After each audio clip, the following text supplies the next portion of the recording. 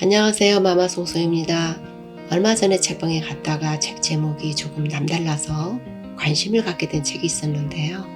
목차를 읽어보면서 책 제목만큼이나 내용도 호기심을 불러일으켜서 구입하게 되었습니다.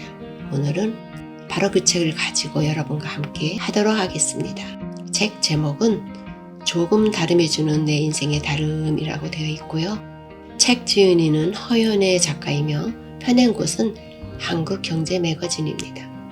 제목에서의 다름이 낯설어서 찾아보았더니 하던 행동의 여세를 몰아 계속함이라는 의미라고 하네요. 저자는 말하기를 인생이란 아주 잘하려고 어떤 틀에 매이지 않는 것이 중요하고 조금 다름이면 충분하다라고 합니다. 정해진 틀 속에 자신의 생각을 맞추려 하는 것이 인생의 최고가 될 수 있는 것은 아니다라는 의미로 보입니다. 조금 다름의 창의적인 요인이 개입한다면 그것으로 충분하다는 것입니다. 우리가 일반적으로 정해놓은 인생의 엘리트 코스가 있습니다. 그러한 생활이 모두를 행복하게 하지는 않는다는 것을 알아야 하고 나름대로의 마음의 여유를 갖고 창의적인 생활을 만들어가는 것이 바람직하다는 것을 나타내는 것 같습니다. 창의적인 사전적 의미는 전통적인 사고방식에서 벗어나 새롭고 독창적인 것을 만들어내는 능력이라고 나와 있네요. 창의성이란 창의적인 의미와도 같은 것으로 기록되어 있습니다. 말하자면 조금 다름이 주는 가치가 바로 창의성이라고 볼 수 있을 것 같네요. 저자는 창의성을 높이기 위해서는 공감하기를 들었습니다. 타인의 마음을 배려하고 공감하기는 창의성 기르기에 매우 효과적이라고 합니다. 타인의 마음을 공감한다는 것은 결국 무엇이든 상대방의 입장에서 조금 다름의 창조성을 발휘하기 때문이라는 것이라고 볼 수 있겠습니다. 저자는 그러한 의미를 다음과 같이 말하고 있습니다. 공감과 배려는 바로 상대방의 마음을 깨닫는 겁니다. 타인의 마음을 깨닫는 것, 그것이 바로 창의성의 시작점이기도 합니다. 즉, 공감과 배려는 창의성의 핵심 요소라는 것을 의미합니다. 저자는 창의성 개발을 위한 요소로 다양하게 소개하고 있는데요. 그 중에는 만화 보며 웃는 것, 운동하고 요리하면서 창의적인 상상을 해보는 것, 즉 조금 다름에 대한 생각을 하며 즐겁게 생활하면서 창의성을 키울 수 있다고 합니다. 그림 그리기도 창의성 키우기의 한 방법이 될 수 있는데 그림을 정해진 색으로 칠하는 것보다 예를 들면은 하늘은 파란색으로만 생각하지 말고 나름대로의 창의적인 생각으로 그리기를 해나갈 수 있다 보면 창의성 키우기에 효과적인 방법이 될 수 있다는 것입니다. 다른 사람의 눈치를 보는 것이 아니라 나만의 생각을 입혀가는 것이 바로 창의적인 생각이고 그러한 조금 다름에 바로 인생을 엮어가는 데 있어서 보다 행복하고 새로움의 결과물을 볼 수 있는 것을 말하고 있습니다. 이러한 행동이 결국 인생을 보다 폭넓게 볼 수 있고 이해할 수 있으며 타인을 배려할 수 있는 능력이 될 수 있다는 것을 생각하게 되기도 합니다.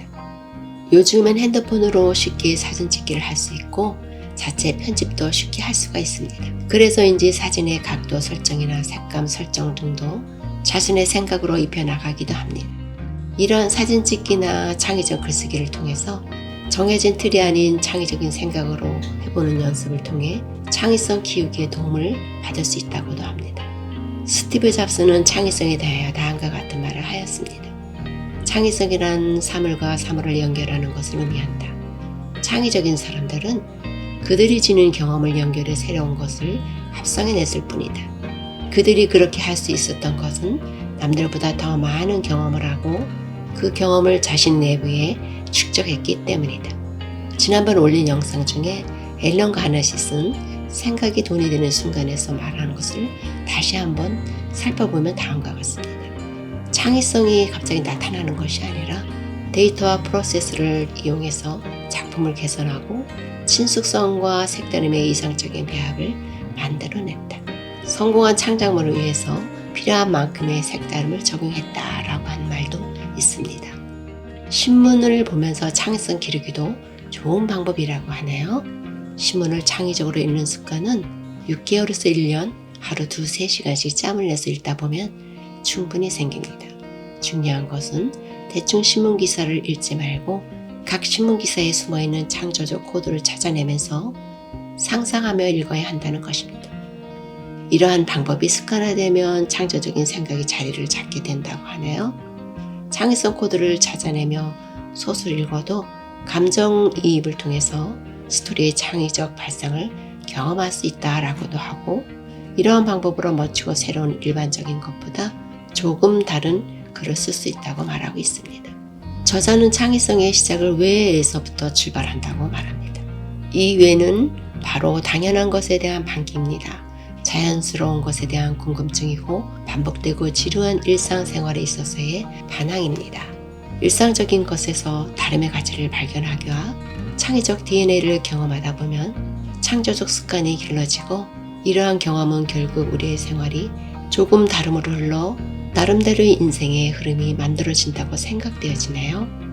조금 다르게 우리 생활에 활기를 넣어볼까요? 오늘도 조금 다르게 우리의 생활이 변화되기를 바라보면서 여러분 오늘도 좋은 날이 되시기를 바라겠습니다. 다음 시간까지 안녕히 계세요. 마마송송이었습니다.